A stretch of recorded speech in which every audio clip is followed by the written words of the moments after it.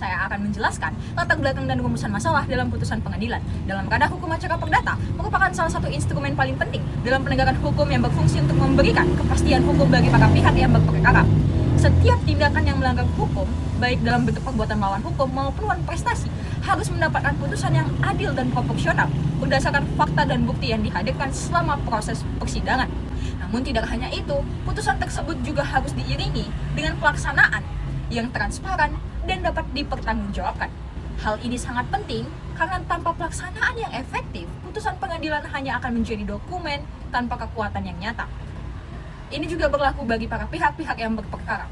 Oleh karenanya, aspek pelaksanaan putusan menjadi elemen yang krusial yang tidak boleh diabaikan dalam sistem hukum kita, baik dalam sistem hukum pidana ataupun hukum acara perdata itu sendiri. Kita masuk ke dalam rumusan masalah. Yang pertama, apa saja hambatan yang sering dihadapi dalam putusan dan pelaksanaan putusan di ranah pengadilan perdata. Yang kedua, apa dasar hukum yang menjamin bahwa putusan dan pelaksanaan putusan dapat berjalan sesuai dengan prosedur yang berlaku. Yang ketiga, apa saja hal yang perlu diperhatikan oleh hakim dalam membuat putusan serta prosedur yang harus diikuti dalam pelaksanaannya. Dan yang keempat, apa solusi yang dapat diterapkan untuk mengatasi hambatan dalam pelaksanaan atau eksekusi putusan di pengadilan perdata. Itulah rumusan yang akan kami jawabkan di dalam video selanjutnya. Nah, selain itu ada tujuan penelitian. Yang pertama ada menganalisis proses putusan dan pelaksanaan putusan untuk mengadili atau memahami secara mendalam bagaimana proses putusan pengadilan perdata dikeluarkan dan dilaksanakan, serta bagaimana mekanisme transparansi dan dalam setiap proses tersebut. Penelitian ini bertujuan untuk mengkaji bahwa putusan yang diucapkan dalam persidangan harus dilakukan secara terbuka untuk umum sehingga sah dan dikeluarkan oleh kuasa hukum yang mengikat. Nah, selain itu ada penelitian akan menelusuri pentingnya prosedur yang akan dijelaskan dan pelaksanaan putusan untuk memahami keadilan bagi semua pihak. Yang kedua, ada menilai peran hakim dalam pengawasan putusan. Nah, hakim tidak hanya untuk dituntut untuk memberikan putusan yang adil, tetapi juga harus mempertimbangkan bagaimana aspek setiap kebenaran yuridis, nah kebenaran filosofis dan kebenaran sosiologis. Dari penelitian ini akan mengatur kontribusi hakim dan bagaimana memastikan bahwa putusan dilakukan secara dengan prosedur hukum yang berlaku. Yang ketiga, ada mengevaluasi implementasi. Fokus utama ini untuk memahami berbagai hambatan baik dalam administratif maupun teknis yang mempengaruhi setiap eksekusi putusan. Penelitian ini juga mengkaji bagaimana mekanisme eksekusi putusan seperti ada penyitaan atau lelang aset dapat berjalan dengan lancar dan apakah ada celah hukum yang mungkin adanya penundaan atau perlawanan terhadap eksekusi tersebut. Nah, yang terakhir ada mengidentifikasi solusi untuk mengatasi hambatan dalam pelaksanaan putusan. Untuk mengevaluasi ini, adanya strategi yang diterapkan dalam menganalisis berbagai hambatan yang muncul dan bagaimana proses pelaksanaan putusan. Nah, ada juga studi literatur yang dibuat dengan berbagai literatur hukum, peraturan perundang-undangan, dan dokumen pengadilan yang relevan untuk memahami secara komprehensif kerangka hukum yang mengatur tentang putusan dan pelaksanaan putusan dalam hukum acara perdata. Kajian ini mencakup analisis teori hukum, doktrin, serta jurisprudensi yang berkaitan dengan proses putusan, mekanisme yang dieksekusi, dan peran hakim dalam mengawasi putusan-putusan. Nah, sumber-sumber hukum primer seperti undang-undang, peraturan Mahkamah Agung, serta putusan pengadilan akan menjadi fokus utama dalam berbagai studi literatur. Saya akan menjelaskan apa itu konsep putusan di dalam hukum acara perdata. Jadi di dalam konteks hukum acara perdata, putusan itu merupakan pernyataan resmi yang dikeluarkan oleh hakim dalam menjalankan tugasnya untuk menyelesaikan sengketa antara para pihak yang berperkara. Melalui putusan, hakim memberikan jawaban atas tuntutan yang diajukan oleh penggugat dan menentukan hak serta kewajiban yang harus dipenuhi oleh masing-masing pihak yang terlibat dalam perkara ini. Selanjutnya kita akan masuk ke dalam susunan putusan dan isi putusan. Putusan di dalam hukum acara perdata ini memiliki struktur dan terorganisasi dengan baik. Setiap bagian putusan tersebut memiliki fungsi dan makna yang sangat penting untuk menjamin keabsahan putusan itu sendiri. Secara umum, susunan putusan ini terdiri dari beberapa komponen utama. Seperti yang pertama yaitu identitas putusan, yang kedua putus amar putusan, ketiga dasar putusan, yang keempat penetapan biaya perkara, dan yang terakhir ada penutup. Ketiga, kita masuk ke dalam jenis-jenis putusan. Nah, di dalam putusan di dalam hukum acara perdata ini dapat diklasifikasikan berdasarkan berbagai kriteria. Yang pertama, berdasarkan waktu penjatuhannya. Berdasarkan waktu penjatuhannya, putusan terbagi menjadi dua, yaitu putusan akhir dan putusan sela. Putusan akhir adalah putusan yang menjalankan keseluruhan pokok perkara dan tidak dapat diganggu-gugat, kecuali melalui upaya hukum luar biasa seperti kasasi atau peninjauan kembali. Yang kedua, yaitu putusan sela. Putusan sela adalah putusan yang dikeluarkan sebelum putusan akhir. Putusan ini hanya memutuskan sebagian dari pokok perkara yang bersifat sementara atau bersifat teknis. Yang kedua, klasifikasi putusan berdasarkan sifat putusan.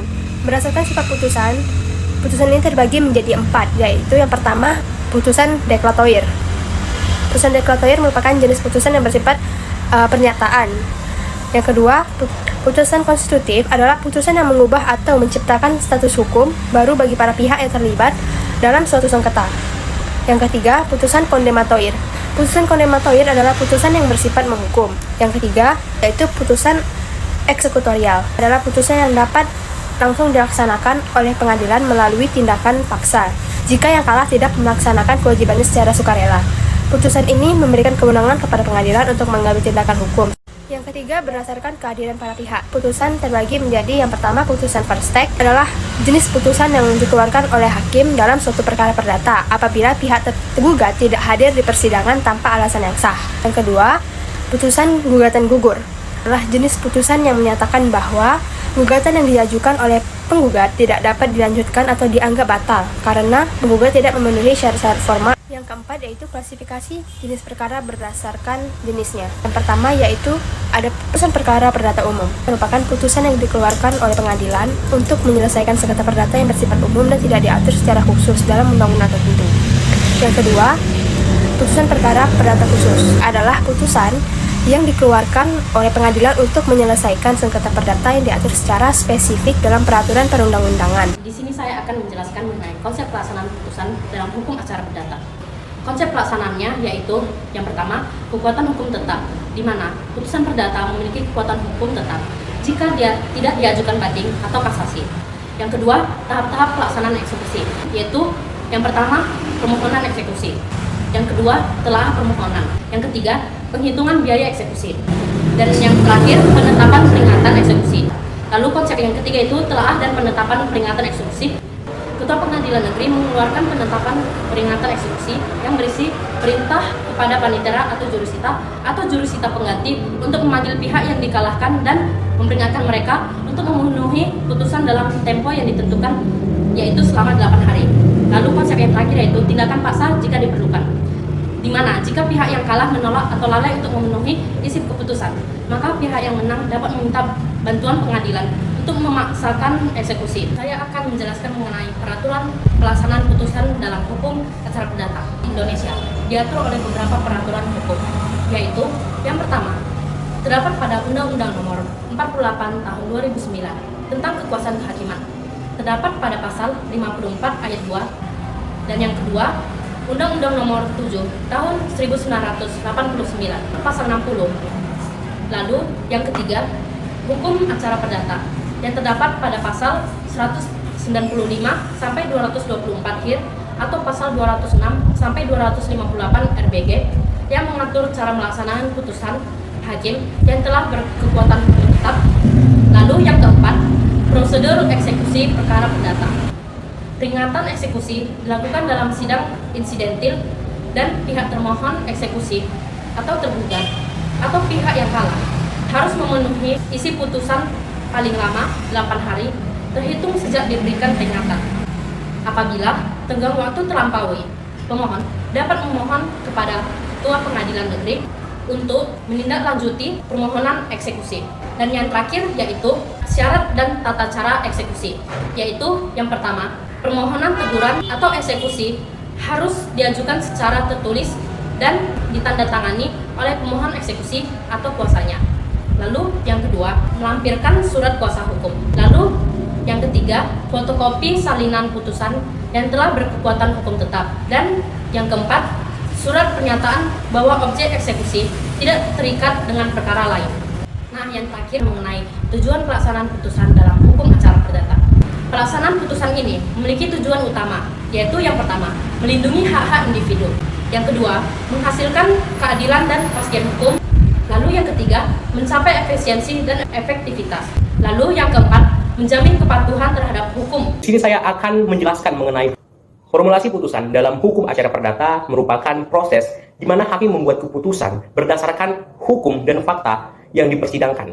Ada nih beberapa hal penting yang harus kita perhatikan dalam merumuskan putusan agar pelaksanaannya itu dapat berjalan secara efektif. Yang pertama adalah kejelasan dan ketegasan dalam putusan sangat penting nih, sehingga tidak menimbulkan kebingungan atau multi tafsir. Putusan itu harus detail, mencakup apa yang harus dilakukan, oleh siapa, dan dalam jangka waktu tertentu. Yang kedua, landasan hukum yang kuat diperlukan agar putusan memiliki legitimasi. Hakim harus merujuk pada hukum yang berlaku, jurisprudensi, dan doktrin yang diakui untuk memastikan putusan dapat diterima dan dilaksanakan. Yang ketiga adalah hak dan kewajiban pihak yang terlibat harus diatur secara jelas. Pihak yang menang harus tahu haknya, dan pihak yang kalah memahami kewajibannya. Terakhir, menyatakan bahwasannya sanksi bagi ketidakpatuhan harus disertakan seperti denda atau penyitaan. Dalam pelaksanaan putusan hukum acara perdata, ada beberapa asas penting yang harus diperhatikan. Pertama, asas kepastian hukum. Yang kedua adalah asas keadilan. Yang ketiga ialah asas eksekutorial. Yang terakhir ialah asas perlindungan hak asasi manusia. Dalam hukum acara perdata, ada beberapa jenis pelaksanaan putusan yang digunakan untuk memastikan bahwa putusan pengadilan benar-benar dilaksanakan.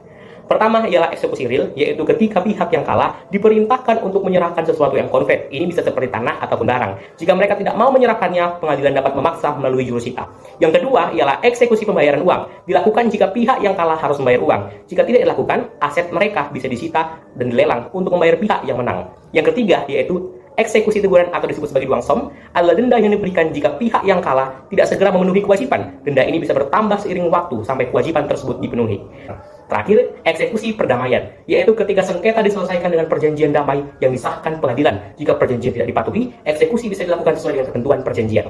Dalam semua jenis eksekusi ini, mengambil peran penting, memastikan putusan dilaksanakan dengan bantuan aparat hukum, sehingga keadilan benar-benar ditegakkan. Saya di sini akan menjelaskan tentang susunan putusan dan isi putusan. Pertama ada identitas putusan yang dimana ini mengenai tentang pengenalan pengadilan, di mana pengadilan itu diadakan, dan kedua adalah identitas para tergugat dan para penggugat. Yang kedua amar putusan. Amar putusan di mana hakim secara eksplisit menyatakan keputusannya mengenai pokok perkara. Berbagai macam putusan itu ada 4. Yang pertama, menyatakan tergugat terbukti bersalah dan memerintahkan tergugat untuk memenuhi tuntunan penggugat. Yang kedua, menolak gugatan penggugat seluruh atau sebagainya. Yang ketiga, menyatakan gugatan penggugat gugur karena alasan-alasan hukum tertentu. Yang terakhir, menyatakan bahwa tergugat tidak terbukti bersalah. Yang ketiga, dasar putusan, yaitu pertimbangan mencakup dalil-dalil yang diajukan oleh para pihak. Yang keempat, penetapan biaya perkara. Biaya perkara ini biasanya yang timbul pada waktu persidangan dan sesudah persidangan yang harus dibayar oleh orang yang menang dalam orang yang kalah dalam putusan tersebut. Terakhir, penutup. Di sini adanya tanda tangan hakim dan stempel pengadilan yang dimana memberikan legalitas pada putusan sehingga memiliki kekuatan hukum yang sah dan mengikat. Nah, kesimpulan dari materi yang kami paparkan ialah bahwa dalam perspektif hukum acara perdata terkait putusan dan pelaksanaannya, konsep putusan dalam hukum acara perdata adalah keputusan yang dikeluarkan oleh pengadilan setelah memeriksa dan memutus perkara. Putusan ini harus disusun dengan jelas dan memenuhi syarat-syarat formal yang ditetapkan oleh hukum, termasuk adanya pertimbangan hukum yang mendalam dan amar putusan yang tegas. Susunan dan isi putusan dalam hukum acara perdata harus memuat alasan-alasan hukumnya dan faktual yang mendasari keputusan serta menunjukkan pemenuhan prinsip keadilan dan kepastian hukum. Pelaksanaan putusan dalam hukum acara perdata adalah tahapan penting untuk mewujudkan keadilan yang telah diputuskan oleh pengadilan. Proses pelaksanaan putusan harus mengikuti ketentuan hukum yang berlaku untuk memastikan bahwa keputusan pengadilan dapat dilaksanakan dengan efektif dan adil. Aspek-aspek seperti formulasi putusan, asas-asas hukum yang harus dipatuhi, serta prosedur eksekusi menjadi kunci dalam tahapan ini. Secara keseluruhan, pemahaman dan penerapan yang tepat mengenai putusan dan pelaksanaan putusan sangat krusial dalam hukum acara perdata untuk memastikan bahwa proses hukum yang berjalan sesuai dengan prinsip-prinsip keadilan dan kepastian hukum.